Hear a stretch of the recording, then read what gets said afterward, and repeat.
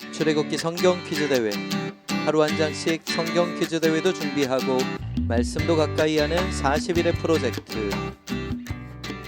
오늘은 출애굽기 14장 말씀을 함께 주목해 보도록 하겠습니다. 1절 말씀, 여호와께서 모세에게 말씀하여 이르시되 이스라엘 자손에게 명령하여 돌이켜 바다와 믹돌 사이에 비하히롯 앞 곧 바알스본 맞은편 바닷가에 장막을 치게 하라. 바로가 이스라엘 자손에 대하여 말하기를 그들이 그 땅에서 멀리 떠나 광야에 갇힌 바 되었다 하리라. 내가 바로의 마음을 완악하게 한즉 바로가 그들의 뒤를 따르리니 내가 그와 그의 온 군대로 말미암아 영광을 얻어 애굽 사람들이 나를 여호와인 줄 알게 하리라 하시매 무리가 그대로 행하니라. 하나님께서 지금 출애굽한 이스라엘 백성으로 하여금 비하히롯이라는 바알스본 맞은편 바닷가에 장막을 치게 하십니다. 바다가 앞에 있어서 앞으로 나아갈 수 없을 텐데 하나님 그곳에 자리 잡게 하신 이유가 뭘까요? 3절 4절에 말씀하시는데 거기에 지금 머물러 있으면 바로가 어떤 생각을 하게 될 거냐면 애굽에서 나간 이스라엘 백성이 광야 가운데 갇힌 바 되었다. 멀리 가지도 못하고 그냥 광야 가운데 헤매고 있구나라고 생각하게 된다라는 거예요. 그래서 이스라엘 백성을 뒤쫓아올 텐데 하나님이 그로 말미암아 영광을 얻으실 어떤 계획이 있다라고 그렇게 말씀하십니다. 5절 말씀, 그 백성이 도망한 사실이 애굽 왕에게 알려짐에 바로와 그의 신하들이 그 백성에 대하여 마음이 변하여 이르되 우리가 어찌 이같이 하여 이스라엘을 우리를 섬김에서 놓아 보내었는가 하고 정말 바로가 마음이 변했습니다. 지금 후회하는 거예요. 이스라엘 백성 왜 우리가 애굽에서 나가게 해줬을까? 우리를 섬김에서 즉 노예 신분에 있던 이스라엘 백성을 떠나보낸 것을 바로가 지금 후회하고 있는 겁니다. 장정만 60만 명 가까이 되는 노예가 없어졌으니까 그동안 했던 일들이 큰 차질이 생겼겠죠. 그래서 바로가 후회하고 마음이 변한 그러한 이야기를 하게 되고요. 6절 말씀, 바로가 곧 그의 병거를 갖추고 그의 백성을 데리고 갈새 선발된 병거 600대와 애굽의 모든 병거를 동원하니 지휘관들을 다 거느렸더라. 여호와께서 애굽 왕 바로의 마음을 완악하게 하셨으므로 그가 이스라엘 자손의 뒤를 따르니 이스라엘 자손이 담대히 나갔습니다. 애굽 사람들과 바로의 말들 병거들과 그 마병과 그 군대가 그들의 뒤를 따라 바알스본 맞은편 비하히롯 곁 해변 그들이 장막 친 데에 미치니라. 바로가 실제로 애굽의 모든 군대를 이끌고 이스라엘 백성을 추격해 옵니다. 마치 전쟁을 방불케 하는 그런 엄청난 동원인데요. 진짜 이스라엘 백성이 진퇴양난, 앞으로는 바다, 뒤로는 뒤쫓아오는 바로의 군대가 지금 이스라엘 백성을 향하고 있는 그런 상황입니다. 10절, 바로가 가까이 올 때 이스라엘 자손이 눈을 들어 본즉 애굽 사람들이 자기들 뒤에 이른지라. 이스라엘 자손이 심히 두려워하여 여호와께 부르짖고 그들이 또 모세에게 이르되 애굽에 매장지가 없어서 당신이 우리를 이끌어내어 이 광야에서 죽게 하느냐? 어찌하여 당신이 우리를 애굽에서 이끌어내어 우리에게 이같이 하느냐? 우리가 애굽에서 당신에게 이른 말이 이것이 아니냐? 이르기를 우리를 내버려 두라. 우리가 애굽 사람을 섬길 것이라 하지 아니하더냐? 애굽 사람을 섬기는 것이 광야에서 죽는 것보다 낫겠노라. 모세가 백성에게 이르되 너희는 두려워하지 말고 가만히 서서 여호와께서 오늘 너희를 위하여 행하시는 구원을 보라. 너희가 오늘 본 애굽 사람을 영원히 다시 보지 아니하리라. 여호와께서 너희를 위하여 싸우시리니 너희는 가만히 있을지니라.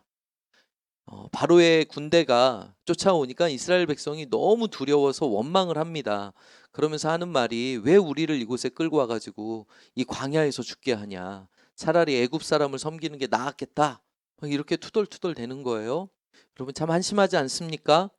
얼마 전까지만 해도 하나님께서 놀라운 이적을 베푸시고 정말 그렇게 의기양양하게 애굽에서 나오게 되었는데 당장의 눈앞에 조금 어려움이 있다고 하나님의 그 놀라우심을 정말 싹 다 잊어버린 것 같아요.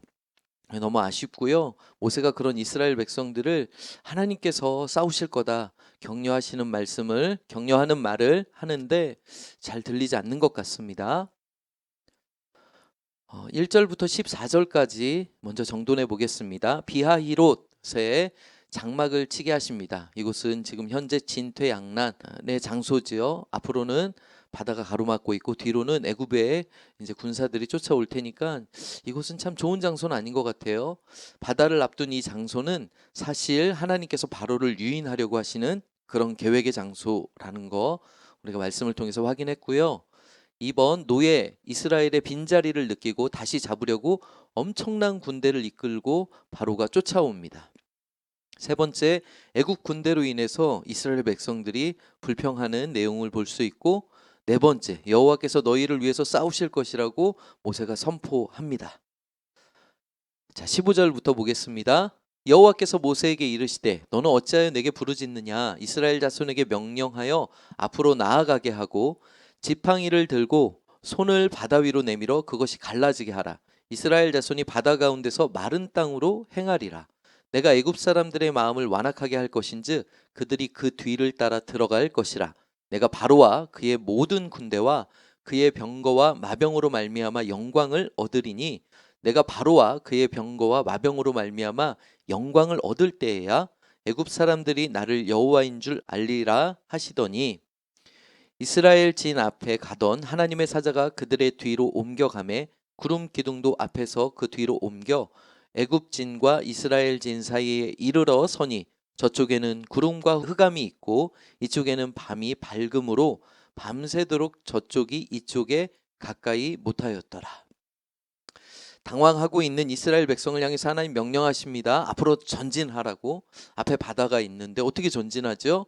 하나님께서 구체적으로 설명하시는데 모세가 지팡이를 들고 손을 바다 위로 내밀면 그 바다가 갈라지게 될 거라는 거예요. 그래서 이스라엘 자손이 바닷길로 바다 가운데로 마른 땅으로 그렇게 이동할 수 있게 해주시겠다라는 겁니다. 그러면 애굽 사람들이 여전히 쫓아올 거라는 거예요. 그런데 하나님은 계획이 있으셨어요. 그렇게 일부러 쫓아오게 하시겠다라는 겁니다.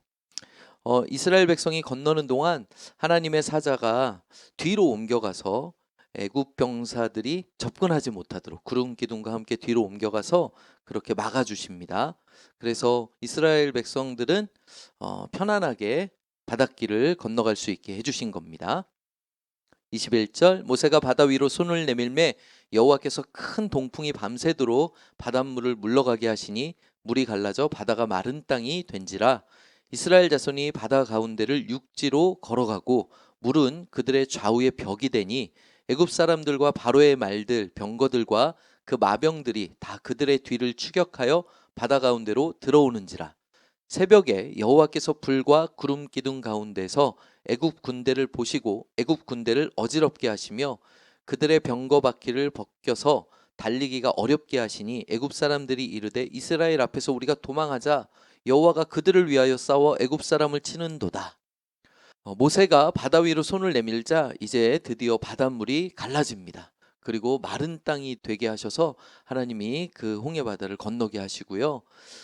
애굽 사람들이 쫓아와요. 쫓아오는데 하나님이 불기둥과 구름기둥 가운데서 이 군대를 막 어지럽게 혼란스럽게 하신 거예요. 그래서 애굽 군대들이 당황합니다. 도망치려고 도망치자 뭐 이런 얘기를 하면서 크게 당황하는 모습을 볼 수 있습니다. 여호와께서 모세에게 이르시되 내 손을 바다 위로 내밀어 물이 애굽 사람들과 그들의 병거들과 마병들 위에 다시 흐르게 하라 하시니 모세가 곧 손을 바다 위로 내밀매 새벽이 되어 바다의 힘이 회복된지라. 애굽 사람들이 물을 거슬러 도망하나 여호와께서 애굽 사람들을 바다 가운데 엎으시니 물이 다시 흘러 병거들과 기병들을 덮되 그들의 뒤를 따라 바다에 들어간 바로의 군대를 다 덮으니 하나도 남지 아니하였더라. 이스라엘 백성은 건넜고요. 하나님께서 다시 모세로 하여금 바다 위로 손을 내밀게 하십니다. 그랬더니 물이 애굽 군대를 다 덮어버린 거예요. 그래서 한 명도 남지 않고 그 바다에서 몰살하게 된 것입니다. 29절 그러나 이스라엘 자손은 바다 가운데를 육지로 행하였고 물의 좌우에 벽이 되었더라. 그날에 여호와께서 이같이 이스라엘을 애굽 사람의 손에서 구원하시매 이스라엘이 바닷가에서 애굽 사람들이 죽어 있는 것을 보았더라. 이스라엘이 여호와께서 애굽 사람들에게 행하신 그 큰 능력을 보았으므로 백성이 여호와를 경외하며 여호와와 그의 종 모세를 믿었더라. 마지막 한 절 말씀이 참 주목이 됩니다. 이스라엘 백성 불평하고 투덜투덜했던 이스라엘 백성이 하나님의 그 크신 능력을 보게 된 거죠. 애굽 사람들이 바닷가에서 다 죽게 된 거예요. 그래서 하나님을 경외하고 모세를 또 신뢰하고 따르게 되었다라는 그러한 해피엔딩이 14장에서 마무리가 됩니다. 좀 정돈해 볼게요. 15절에서 31절까지. 첫 번째, 바다를 향해 나아가도록 하나님이 명령하시죠. 하나님은 바다를 가르셔서 이스라엘을 건너게 하십니다. 마른 땅처럼 마른 땅을 밟고 건너게 하시고, 동시에 애국 군대는 바다에서 몰살시키려는 계획을 가지고 계십니다. 하나님의 사자와 구름 기둥이 추격하는 애국 군대를 막고요. 모세가 바다 위로 손을 내밀자 큰 동풍이 바다를 가릅니다. 추격하는 애국 군대를 불과 구름 기둥으로 혼란스럽게 하시고요. 모세가 다시 바다 위로 손을 내밀자 바다 가운데 뒤엉켜 있던 애국 군사 위로 바닷물이 뒤덮여 몰살하게 됩니다. 하나님께서 큰 능력으로 이스라엘 백성을 구원하시는 내용이 14장 기록되어 있습니다. 오늘 저는 14장을 묵상하며 한 절 말씀을 주목해 봤습니다. 14장 31절인데요. 이스라엘이 여호와께서 애굽 사람에게 행하신 그 큰 능력을 보았으므로 백성이 여호와를 경외하며 여호와와 그의 종 모세를 믿었더라. 하나님께서는 지금 이 홍해 사건을 통해서 애굽 사람들에게 하나님이 얼마나 대단한 분인지를, 하나님의 영광을 나타내시겠다고 했는데, 동시에 불평하던 이스라엘 백성에게는 하나님을 경외하고 또 하나님의 종 모세를 믿고 따를 수 있는 그런 소중한 경험을 하게 해주신 것입니다. 여러분, 때로는 우리 앞에 정말 진퇴양난, 앞으로 나아갈 수도 없고 뒤로 물러설 수도 없는 정말 그런 답답한 상황들이 펼쳐질 수 있습니다. 그러나 기억하십시오. 하나님께서 우리를 위해 행하신 그 많은 일들을 우리가 잊지 않았으면 좋겠어요. 불평하기보다는 기도하고 또 기도한 자답게 믿음으로 행할 수 있는 그런 우리의 작은 걸음, 정말 그 바닷가를 향해서 믿음의 걸음을 내딛는, 정말 아무리 바닷물이 갈라졌어도 얼마나 두려웠겠어요. 옆에 바닷물이 다시 우리를 덮치면 어떡하지? 뭐 그런 불안함들도 있을 수 있잖아요. 그런데 그렇게 주변 상황에 우리가 주목하는 것이 아니라 하나님의 큰 능력을 주목할 수 있는, 우리를 위해 일하시는 하나님을 주목할 수 있는 우리 세움교회 성도들 다 되셨으면 좋겠습니다. 이상 출애굽기 14장 말씀을 함께 주목해 봤습니다.